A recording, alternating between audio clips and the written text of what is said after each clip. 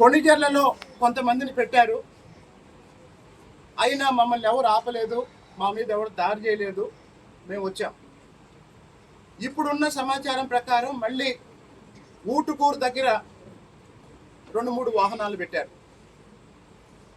సరే, పూర్తి సమాచారం దాడి చేయటానికి పథకం రచించిన వాళ్ళకి తెలిసినంతగా నాకు తెలియదు. నాకున్న బిట్స్ అండ్ పీసెస్ సమాచారం ప్రకారం నేను అడిగే ప్రశ్న ఏంటంటే, జగన్మోహన్ రెడ్డి మీద పోరాటం చేసిన రోజు కూడా నా మీద ఎప్పుడు దాడి చేయడానికి, నన్ను చంపడానికి ప్రయత్నం చేయలేదు.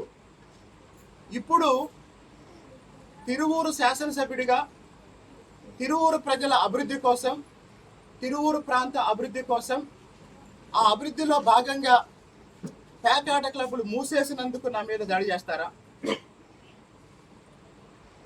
లేకపోతే రేషన్ మాఫియా గురించి ప్రశ్నించినందుకు నా మీద దాడి చేస్తారా? తిరువూరు నియోజకవర్గానికి ప్రతి నెల 151 టన్నుల రేషన్ బియ్యం వస్తున్నాయి. తిరువూరు నియోజకవర్గ పరిధిలో ప్రతి నెల ₹1 కోటి రేషన్ మాఫియా కుంభకోణం జరుగుతుంది. ఈ ₹1 కోటి తింటున్న పందికొక్కుల గురించి బయట పెట్టినందుకు నా మీద దాడి చేయబోతున్నారా?